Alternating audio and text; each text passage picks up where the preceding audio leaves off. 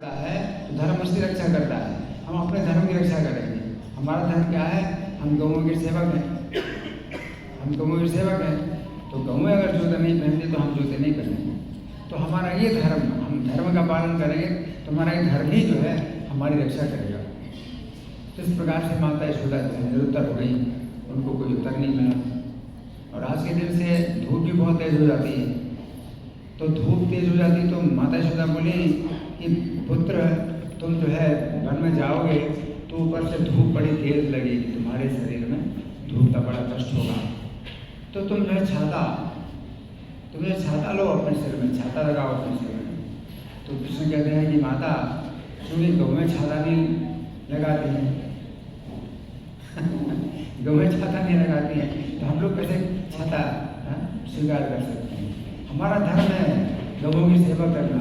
और जो सुविधा जो है गौएं नहीं स्वीकार करती हैं तो वो सुविधा जो है हमें स्वीकार नहीं करना चाहिए, हमें भी छाता नहीं ग्रहण करना चाहिए। धर्म ही हमारी रक्षा करेगा। हमारा धर्म है कि हम छाता स्वीकार न करें, हम जूता स्वीकार न करें। तो धर्म, हम धर्म का पालन करें तो धर्म ही हमारी रक्षा करेगा। तो इस प्रकार से आज के दिन माता यशोदा को जो है बड़ा कष्ट मिला। ये माता यशोदा के लिए बड़ा कष्ट का दिन था और गोपियों के लिए बड़ा कष्ट का दिन था, क्योंकि वे गोपियाँ जो है अब दिन भर चिंता करती हैं और उनके दिमाग में बड़ा जो है तनाव रहता है कि कृष्ण नंगे पैर जा रहे हैं और वन में कांटे हैं, कंकड़ हैं, उनके पैरों में चुभेंगे। तो गोपियाँ जो है बड़े कष्ट से दिन बिताती हैं। लेकिन आज का दिन जो है बड़ा सुख का था, बड़ा प्रसन्नता का था। जो कृष्ण के सखा थे, गोप बालक, जो गोप बालक थे उनको कृष्ण की संगति प्राप्त होगी। तो कृष्ण जो है दूर जाएंगे, घर से दूर जाएंगे, वन में जाएंगे गौ में चराने, तो कृष्ण की संगति उनको अधिक से अधिक प्राप्त होगी। तो कृष्ण के जो सखा हैं उनके लिए बहुत जो है ये खुशी का दिन। तो देखिए आज का ही दिन जो है बड़े कष्ट का दिन भी है। कुछ ब्रजवासियों के लिए बड़े कष्ट का दिन है और आज का दिन कुछ ब्रजवासियों के लिए बड़े खुशी का दिन है। तो गोपाष्टमी आज जो है ये है। और आज गदाधर पंडित का तिरुभाव दिवस है। तो गदाधर पंडित नहीं, क्षमा करना, गदाधर दास गोस्वामी है। गदाधर दास गोस्वामी अलग है, गदाधर पंडित अलग है। गदाधर दास गोस्वामी, गदाधर पंडित तो राधा रानी के अवतार हैं। गदाधर दास गोस्वामी जो है राधा रानी की अंग कांति के अवतार है। और गदाधर दास गोस्वामी का जो चरित्र है वो बड़ा साहस का है, बड़े साहस का उन्होंने चरित्र किया। उन दिनों मुसलमानों का शासन था और जो काजी लोग होते थे वो स्थानीय अधिकारी होते थे, किसी विशेष स्थान के अधिकारी होते थे। और जिस स्थान में गदाधर दास गोस्वामी रहते थे उस स्थान का काजी बड़ा कठोर था और हिंदुओं से बहुत नफरत करता था। लेकिन एक बार गदाधर दास गोस्वामी इतने आवेश में आ गए कृष्ण के प्रेम कि इतने ज़्यादा आवेश में आ गए कि सवेरे सवेरे सीधे उसके घर में घुस गए, काजी के घर में घुस गए। और काजी के घर में घुस गए तो सोचिए कि कितना खतरा है कि काजी के घर में घुसना कितना खतरे वाली बात है। एक काजी घर में घुस गए और इनको देख करके काजी भी जो है बड़ा चकित हो गया कि इतनी हिम्मत कैसे हुई कि ये हिंदू जो है मेरे घर में आ गया।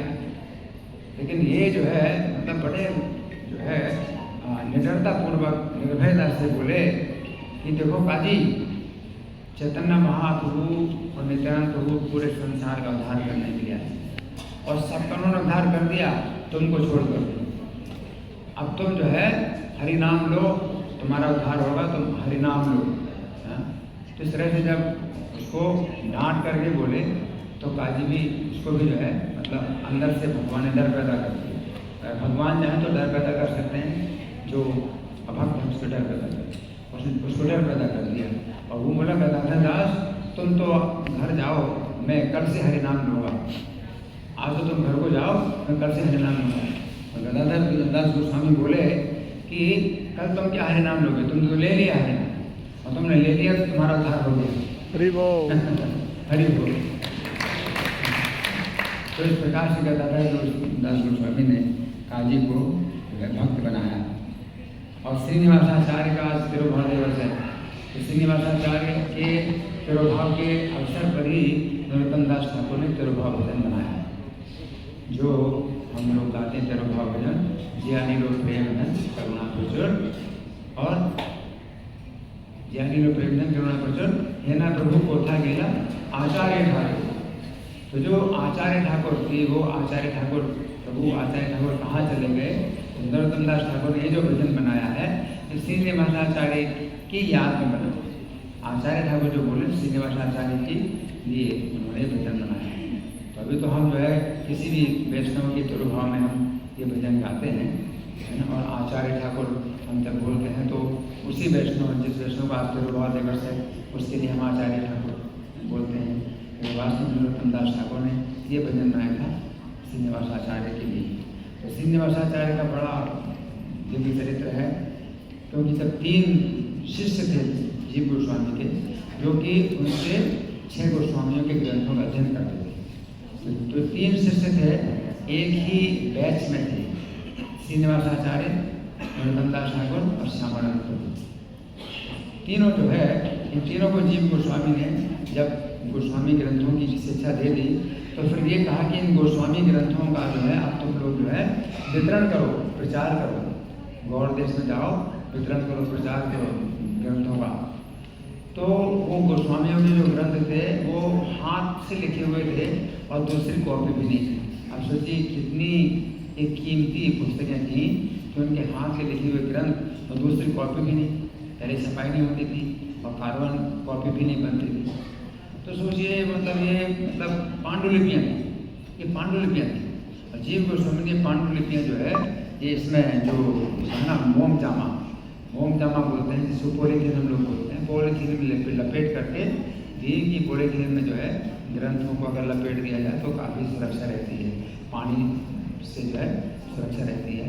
तो बैलगाड़ी में सब जो है लदवा दी सब ग्रंथ और उनको भेज दिया कि गौड़ देश में आप लोग इन ग्रंथों का वितरण करो। अब ग्रंथों का वितरण कैसे करेंगे? छपाई तो होते ही नहीं, तो हाथ से ये लोग लिखेंगे और बांटेंगे, हाथ से लिख करके बांटेंगे। अब सोचिए कि कोई किताब अगर आपको हाथ से लिख दिया है तो कितना परिश्रम होगा एक किताब लिखने में। एक किताब ही बनेगी, आजकल तो छपाई में एक साथ करोड़ों किताबें छप जाती हैं। एक किताब तो ऐसी कई किताबें जो है वो लिखेंगे हाथ से और बांटेंगे, लोगों को देंगे, वितरण करेंगे। तो पुस्तक वितरण का ये कार्य है। तो जब ये बैलगाड़ी में सब गोस्वामियों के ग्रंथों को लेकर के जा रहे थे तो रास्ते में दीर्घपुर जो है पड़ा। दीर्घपुर के राजा थे विष्णु दीर्घपुर, तो वहाँ के जो राजा थे वीरहंगीर, तो वो जो है जो डाकुओं के जो है वो थे मित्र थे। उनके जो है मित्रता में जो है डाकू लोग जो है लोगों का पैसा छीनते थे और राजा को जो है कुछ हिस्सा देते थे और राजा जो है डाकू से मिला हुआ। तो किसी ज्योतिषी से जो है उन्होंने पता लगाया कि इस बैलगाड़ी में बहुत बड़ा धन रखा हुआ है। तो ज्योतिषी भी नहीं जानता था कौन किस प्रकार का धन है। ज्योतिषी ने बताया कि इस बैलगाड़ी में बहुत बहुत बहुत कीमती धन इसमें पड़ा हुआ है। तो राजा को यही समझाया कि बहुत कीमती धन होगा, जबकि राजा के लिए और डाकू के लिए ग्रंथों का कोई महत्व नहीं है। तो बहुत कीमती धन है। तो जो है ये जो है 100 डाकू मिल करके और इस बैलगाड़ी को जो है लूट लेते और ये लोगों को जो है छोड़ना पड़ता है, क्योंकि वो सब शस्त्र के साथ में आए थे और छीन बैलगाड़ी ले गए। और अब जो है गोस्वामियों के ग्रंथ मतलब चले गए तो समझ लो कि हमारा जीवन ही मतलब से मतलब चला गया। पांडुलिपि एकमात्र हाथ के लिखे हुए ग्रंथ। तो उस समय श्रीनिवासाचार्य ने बाकी दोनों अपने मित्रों को कहा कि आप लोग तो गौड़ देश में प्रचार करो अपने ढंग से शिक्षाओं के द्वारा, लेकिन ग्रंथों का जो है जब तक मुझे पता नहीं चलेगा, मैं पता नहीं लगा पाऊंगा, तब तक मैं यहीं रहूँगा, मैं कहीं नहीं जाऊँगा। और श्रीनिवासाचार्य एकदम विक्षिप्त हो गए। ग्रंथ जो है मतलब जैसे मतलब चले गए, अब कहाँ चले गए, कौन किसके पास चले गए, कौन लोग थे वो जो ले गए, कुछ पता नहीं। तो उसी में जो है वो बिना खाए पिए और बिना नहाए बिना मतलब बुरी हालत में हो गई और कई दिन तक जो है वो एकदम पागल की तरह और विक्षिप्त की तरह बने रहे। तो फिर इन्होंने सुना श्रीनिवासाचार्य ने कि राजा जो है रात में तो चोरी कराता है, लोगों से डाका डराता है, दिन में जो है श्रीमद् भागवत सुनता है। तो श्रीनिवासाचार्य सोचते हैं कि ग्रंथों का पता तो लग ही रहा, चलो श्रीमद् भागवत सुनने के लिए मैं जाऊँगा राजा की सभा में। राजा की सभा में श्रीमद् भागवत सुनने के लिए आए। तो जब श्रीमद् भागवत जो वक्ता थे, जो पंडित थे, श्रीमद् भागवत सुना रहे थे, श्रीमद् भागवत जो सुना रहे थे उसमें व्याख्या जो है उनकी सही व्याख्या नहीं हुई।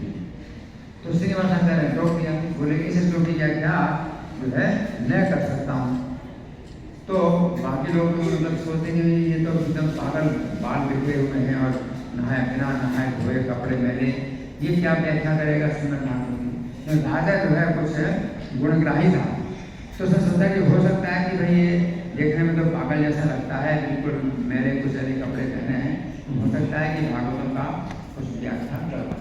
तो जब राजा ने इनको जो है मौका दिया बोलने का, तो श्रीमद् भागवत व्याख्या जब करी तो ऐसी व्याख्या की सब लोग दंग रह गए, क्या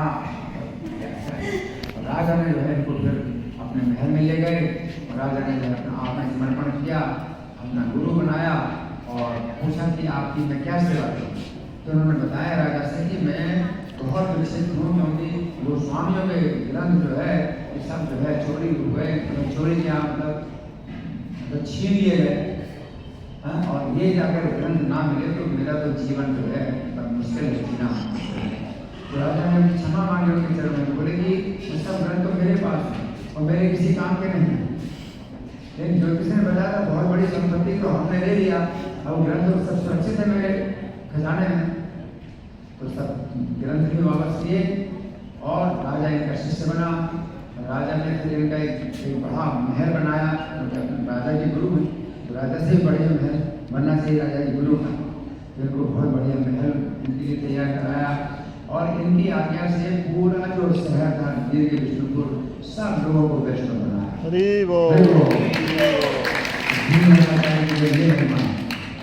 और ग्रंथ है मतलब कैसे, मतलब जो छीने गए, मतलब उसमें जो कोई मतलब लुट गए, लेकिन भगवान की इसमें क्या मतलब है, मतलब योजना, भगवान की योजना ऐसी है, इसमें तो लगता है कि बहुत बड़ी दुर्घटना हो गई है ना, बड़ा मतलब एक तरह से हो गया, पागल हो गए श्रीनिवासाचार्य। जीव गोस्वामी जब समाचार मिला तो जीव गोस्वामी सोचते हैं कि नहीं भगवान की इसमें जरूर कोई ना कोई मतलब खास योजना होगी। जीव गोस्वामी जो है चिंतित नहीं हुई, जीव गोस्वामी को समाचार मिला, जीव गोस्वामी वृंदावन में दीर्घ विष्णुपुर में जो है सब ग्रंथ जो है लुट गए।